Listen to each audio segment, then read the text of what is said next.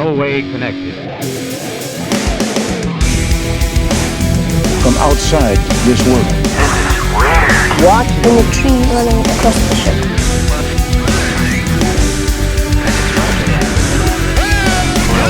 Back in less than a second. All right, and that's just a truth. Government has made contact with intelligent extraterrestrials.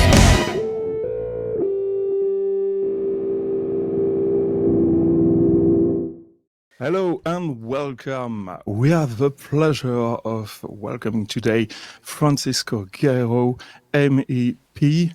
Please, Guillaume, begin the interview.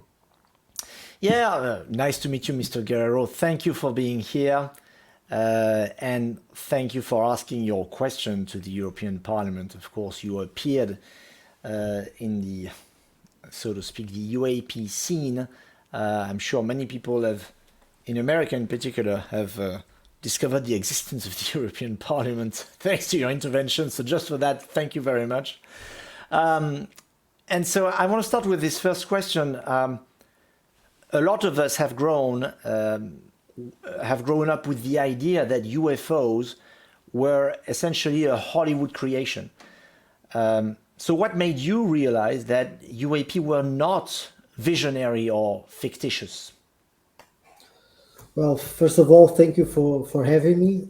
Just to let our listeners from the US know that we are not a federation, so we are a group of countries that work together with several European institutions, and I represent the European Parliament. So it's a parliament that is elected by the member states to represent European values and some group political ideas. I would not jump into any conclusions for what these UAPs may be. I would just say that there's a growing evidence of understanding that we don't really know some phenomena that happens in our space, in our civil aviation, and also in the seas, and that's why I think we should have like a very scientific approach on this topic.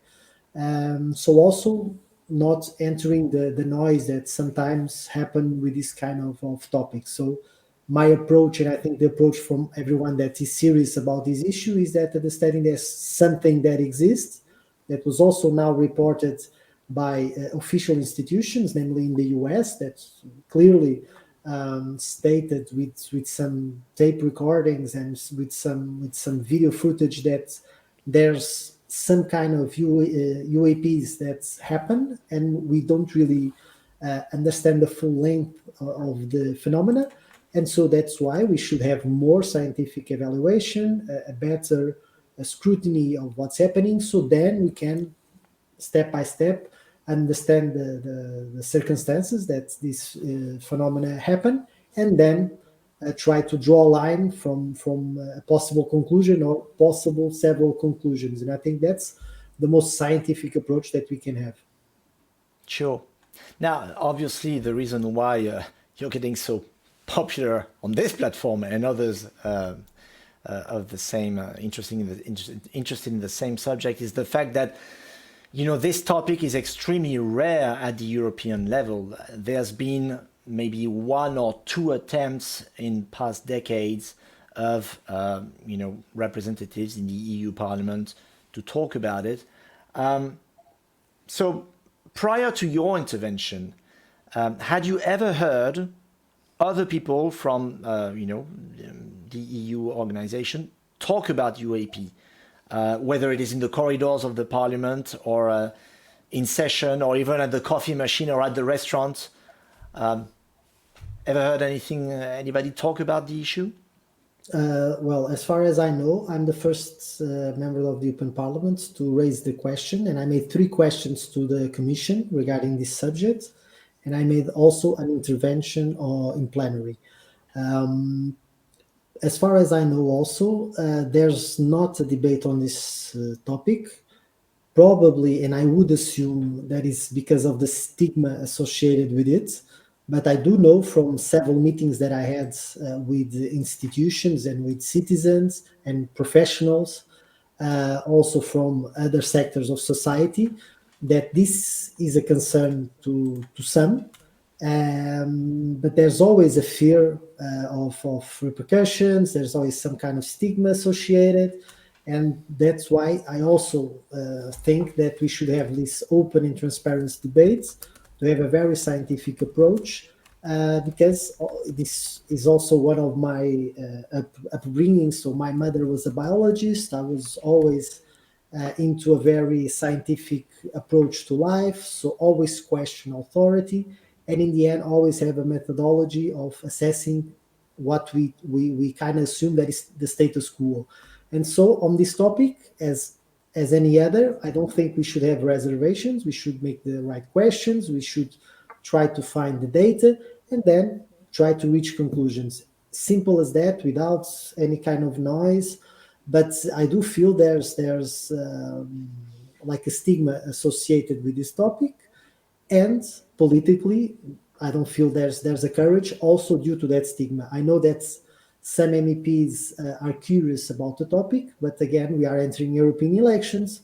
Member states are also having elections, and we know, unfortunately, how the majority of the politicians are. They are afraid of some topics, and they will only jump if there's something happening, and then they are more at will, so to say, to jump in to some topics. That's why I think it's important for me to start debates, to bring the knowledge that we have, to make the starting kickoff, for so to say, here in the European Parliament, because I do think that's, and we don't have a uniform monitoring system, and collecting the data is also not harmonized here in the European Union, because we are not a federation.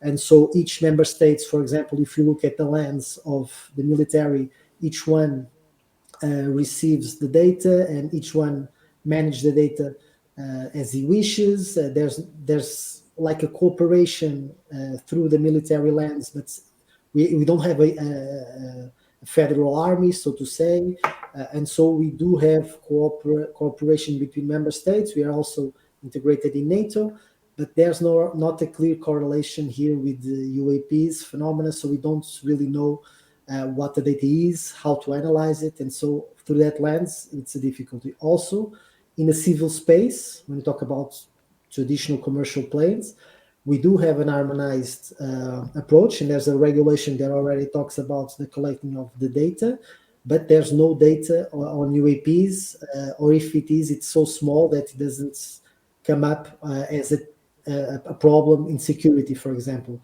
But again, this is kind of contradictory with some pilots that are already talked about, because they reported some events, but I think there's a gap between the reporting, if there's a reporting, because some pilots don't talk about this because the stigma that I mentioned before.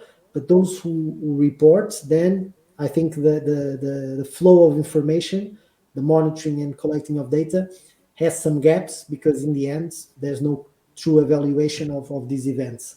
And then we have the space also area that lacks in the regulation, and we are debating the European space law that has a pillar of security. My intervention in the plenary was regarding that I think it could add something on the monitoring of UAPs, also to collect data, to monitor it, and then to have like a scientific group that could be the European Space Agency, or some agency that the Commission would find relevant with the adequate funding to analyze this data, and then have a report that we could analyze and understand, okay, if everything is explained perfect, well, it's human phenomena.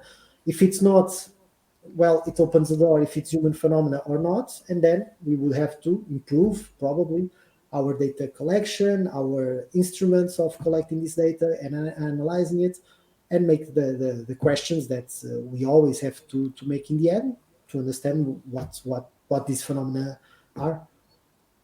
Right. Now I'll just have one more question, and I'll let Baptiste jump in. About pilots, you were just mentioning pilots, maybe not sure about, talking about what they saw. Ex-Navy pilots or Air Force pilot, I forget, Ryan Graves in the US has put up his association, Americans for Safe Aerospace, which allows pilots from all around the world to, call in and talk about what they saw. And he says, Ryan Graves, that he's received calls from all over the planet, including Europe.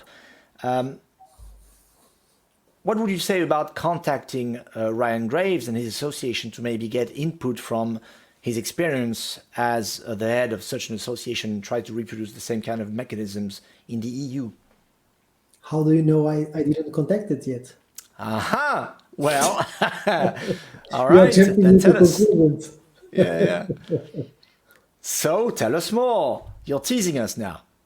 No, I don't have any update now, but I've been talking to a lot of people that are involved in this topic, and they are very credible, and that have the same objective as any scientist, that is to really create the environment for people to, in a scientific and honest way, talk about the subject, have the political focus also on the topic, and then look at different realities, because the US is a different reality from the European Union. But in the end, the goal is the same, because if we are talking about an unidentified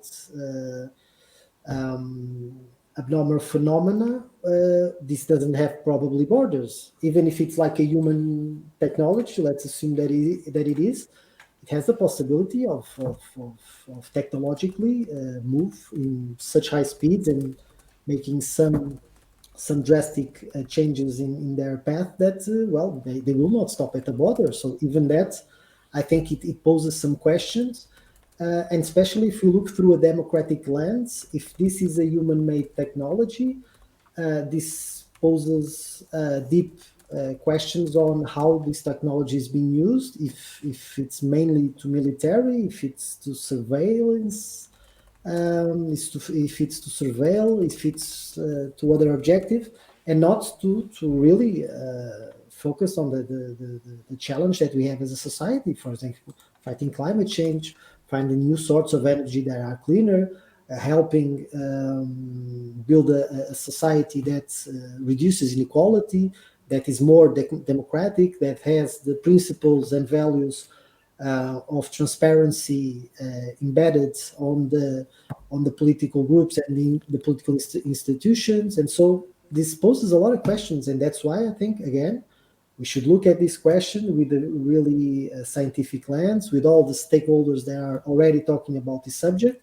so we can have a common approach. We see in the US there's a bipartisan approach. I would hope that in the next plenary mandates, that is going to be, we have elections here in a couple of months, and so in September you have a new parliament, and then you're going to be elected a new commission.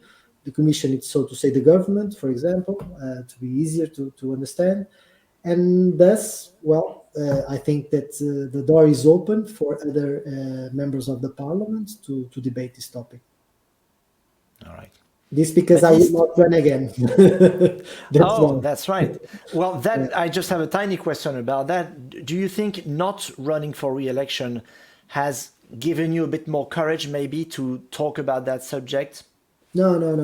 I'm very independent thinking. So even if I would run again, I'm not afraid of the actions that I made. On the contrary, I think if you are a politician and you are not courage enough to defend your positions, you should not have them in the first place. And so I will have this position even if I was running again. And again, at least in my perspective, if the electorates are not willing to vote on the positions that you take, then you don't get elected. It's simple as that. As long as you sleep at night with your conscience at ease, for me, it's perfectly fine. I would prefer to have just one vote of a citizen that really supports the ideas, the program, the path that I'm taking, as the opposite, that I could be elected and just swap my positions and try to do the traditional political game that, unfortunately, I think citizens are a bit tired of. Right. Baptiste? What tools and committees do you think you can use within the European bodies to push for the study of these cases? Well, I think the first door was open was to publicly debate the subject inside the European Parliament. So the EU institutions now have a member, an entity that is talking about the subject. So this, in my perspective, decreases the anxiety or the skepticism of some citizens or entities regarding the subject. So if we are having an honest debate here in the European Parliament, if we are not entering into the constant noise of this topic and we are focusing on the scientific approach that we should have, understanding what these phenomena are, I think that's the first phase of the institution or the personality of the institution that I also represent. Secondly, we have several instruments. I stated that I already made 3 written questions that were sent to the European Commission. The first one was already replied. It was in the end of 2023. All this information can be searched if you type in Google Francisco Guerreiro MEP, so member of the European Parliament. You arrive at the European Parliament's website. You have my photo. You have all the data that you have, the legislation that I work on, the questions, the interventions. You have everything there. So feel free to check it out if you want. And those 3 questions, one was replied, 2 are being replied. These 2, one is again, it's focused on the regulation of civil aviation. If I question the Commission, if there's not a need to improve this legislation to also encompass the analysis of UAP, and so the civil aviation has a better reporting system, so they can report, and then these agencies analyze the data, and so we have a more transparent way of understanding what's happening. And the third one is asking the Commission if wouldn't be positive to have a monitoring system, for example, in the European Space Law, because the European Space Law is being drafted right now. If it wouldn't be interesting to have like units inside probably European Space Agency to analyze this data, or a kind of uniform system to analyze the data and then make the reports to make it transparent. I also made an intervention on the European Parliament about the subject. And well, until the end of the mandate, I'm sure that I'll have more actions to bring up more light into this topic and to help those who come later to build in, to help further improve this search for more information. Because in the end, it's just that it's for us to have a better uniformed and harmonized system here in the European Union, so we have more information, so we have more data, so we can really debate what's happening. And about that, how can European citizens contribute to your work? Well, every time a law is being made by the European Commission, you have a period where citizens and NGOs and institutions and companies and everyone who is interested can comment on that. For example, I noticed that in the European Space Law, there was a group that talks about UAPs, is UAP Coalition of the Netherlands, if I'm not mistaken.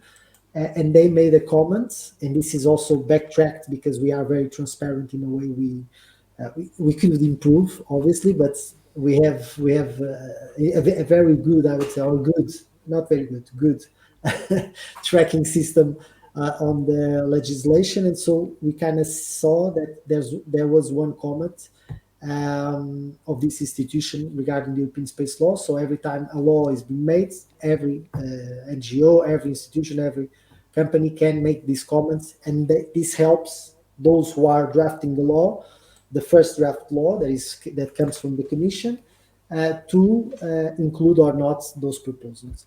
And then you can have meetings with MEPs, you can talk to also to representatives of the European Commission. But I would say that the easiest thing is for you to contact the members of the European Parliament. If you have like a group, for example, I'm from the Greens, but you can be like a liberal or a social democrat or a conservative or whatever. and you talk with those that you feel more inclined to and question if they are doing something, if they are interested in a topic. You can try to make bridges. You can also make bridges between institutions that already talked about these topics and the MEPs. There's a lot of paths that the citizens can have to further improve the debate surrounding this topic.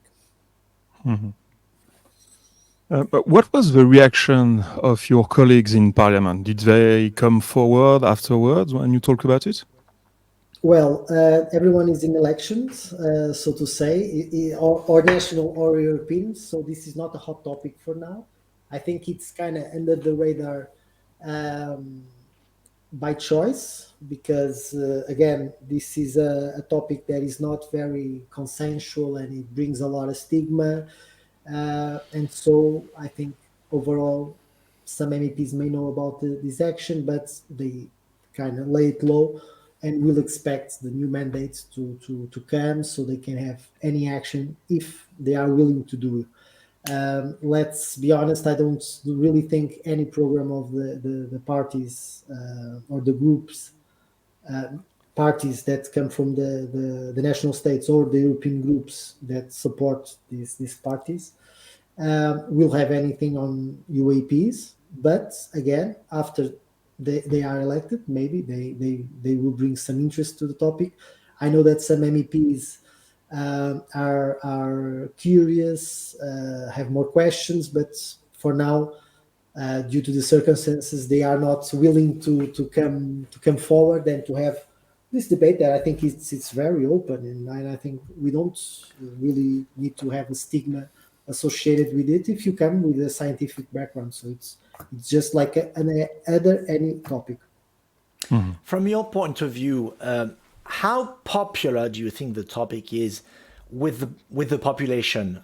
You were talking about the stigma felt by politicians. Yeah. To what extent do you think that is just fear from the politician, fear for his job, and do you think it's disconnected from the public sentiment about UAP? Yes, again, I think it's the political reputation. Unfortunately, the majority of politicians, I don't like to make generalizations, but in my lens, the political reputation is something that holds a lot of politicians to do things that they might also want. And so they are very cautious, they are very calculistic.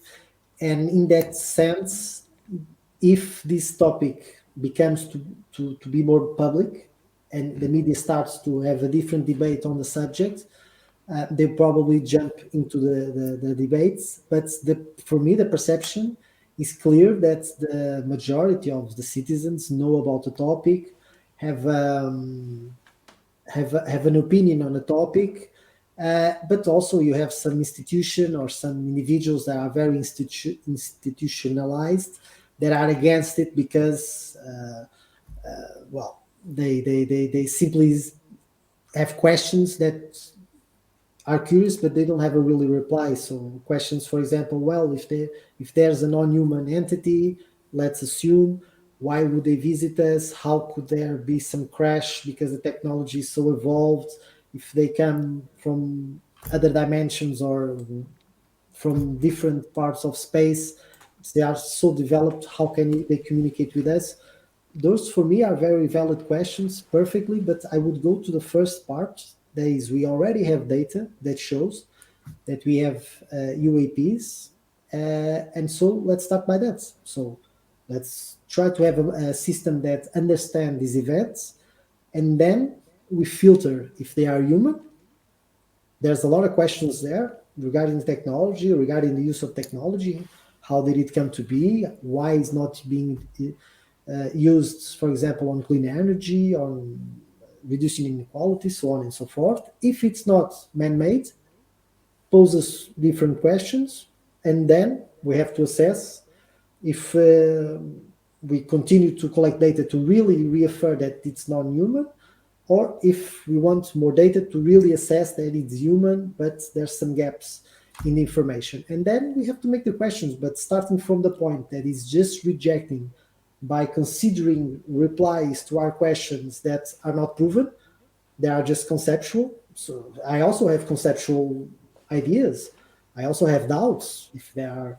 Imagine they could be if there are non-human technology, if it's like drones from, I don't know, if it's biological entities, it's just mechanical, if it's kind of AI technology, if it's to probe, I don't know. But those are assumptions that all of us can have, and I don't think they will add to a very honest debate that it should be the debate that we should be doing now. That is, there are some events. The institutions, especially the military, have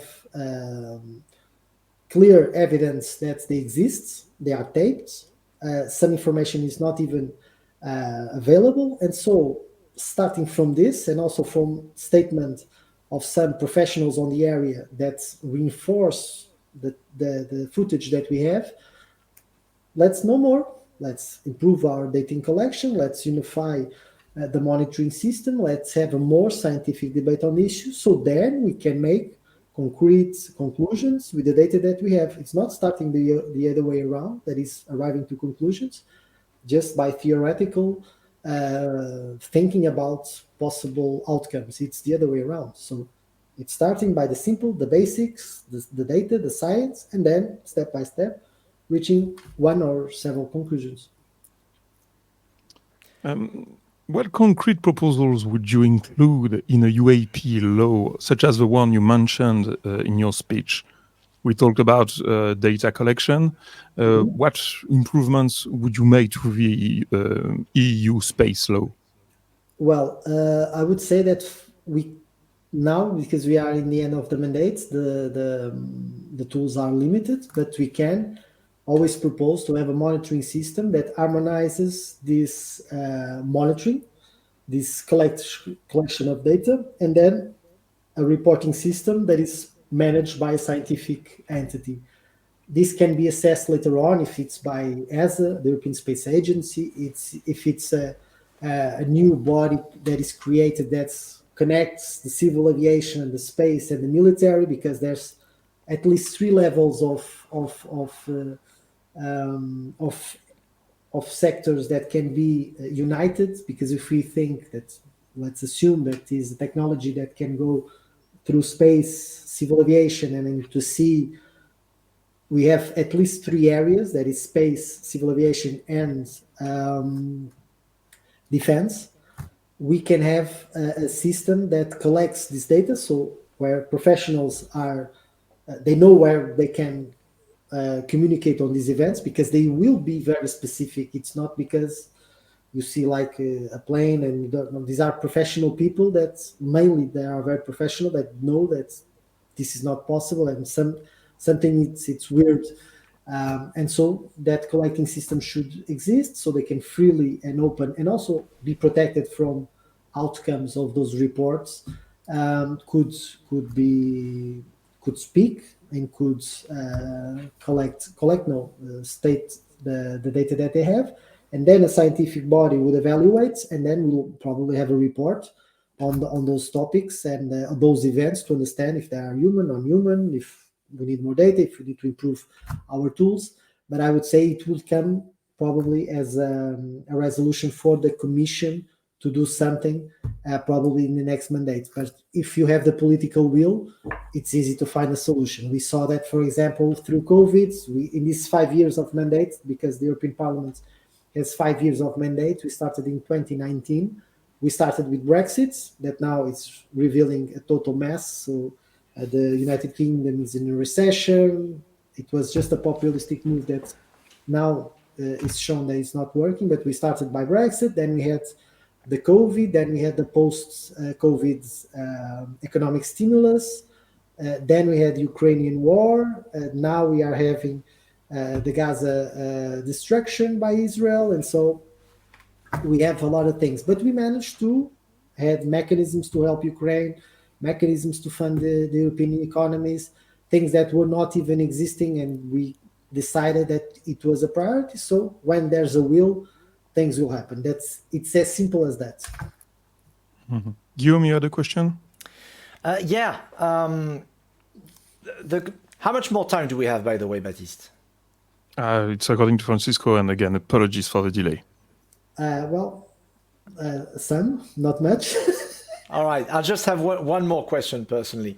The concept of national security is used very often in the US by the Pentagon to justify top secret classifications of documents, videos, photos, particularly of UAPs. And a lot of them are being kept confidential for security reasons, which seems to be this very large umbrella, right? Now, let's imagine for a second that the EU UAP program that you suggested discovers proof that, as David Grush has claimed to the US Congress, that UAP are in fact controlled by non-human intelligence. Do you think it would be a moral imperative for the European Parliament to disclose that information to the world? And if so, do you think that that moral obligation would surpass any other requirement, including national or continental security in this case? Well, that should be interesting because the EU doesn't always speak at one voice. So that's the thing, because we are not a federation, and so sometimes we have those issues: who speaks for what topic. But again, I would go to what I perceive as a better system of democratic values. If we are, let's assume, because we are jumping into some conclusions, so let me be clear. Let's assume that this is something that is non-human. This opens the door for the rethinking of the entire humanity and our role in the universe.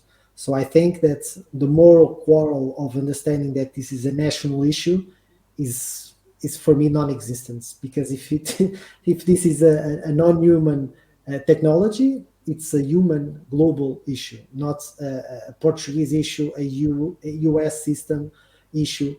The considerations that we might have if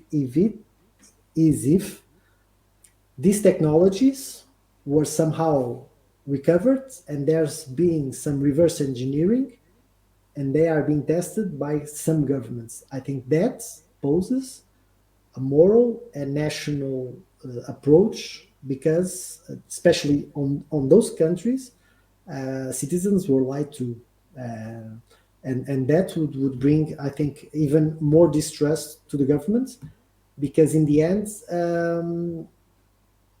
I think treating citizens as babies, as not willingly be prepared to debate topics that really are very dire to their existence, it's a very undemocratic way of ruling our societies. And if we are in this possible understanding that we are not alone in the world, it seems very, very irrational to hide that information from the public, and or use it to some sectors to benefit from that. And so these are all projections, and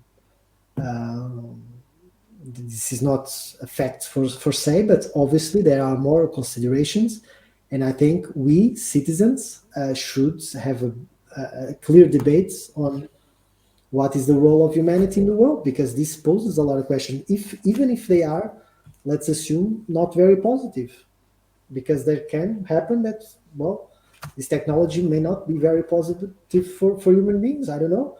But again, are we willing to have a unified debate on the topic and bring humanity together to understand that we are also part of this planet, we are not a special species, and that we should have a rethinking about our governments, about our role in society, about our role between countries, between citizens, between communities, or we should continue to promote this very hierarchical system that has those who have a lot of power in the top, concentrating wealth and knowledge, and the rest of the humanity, most of it just working 40, 50, 60 hours a week just to end up in the end of the month just paying the bills.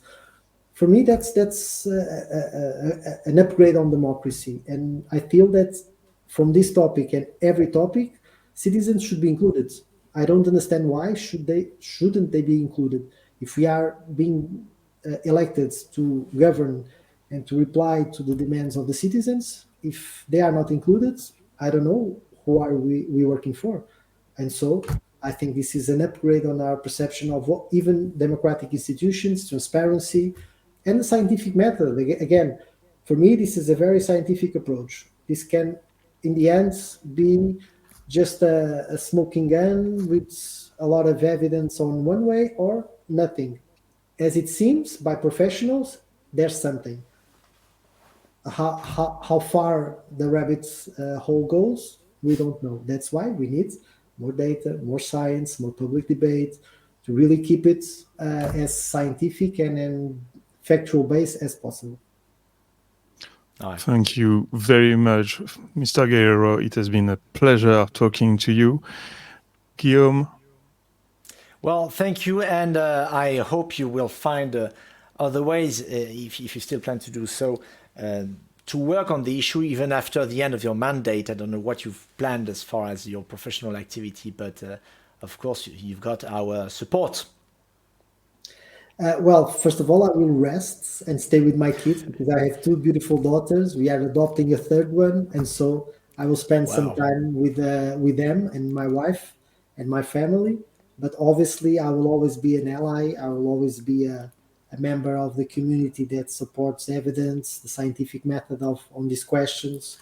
And obviously, you can count on my support. And feel free to follow me, for example, on Twitter or Instagram. There, I'm sure that you'll find interesting the things that I share.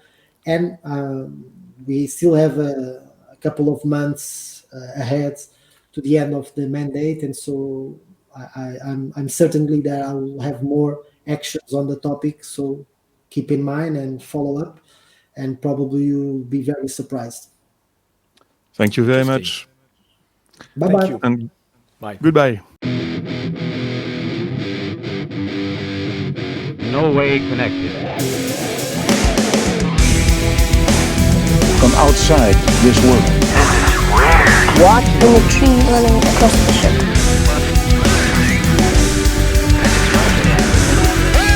Miles and back in less than a second. All right, and that's just a truth. Government has made contact with intelligent extraterrestrials.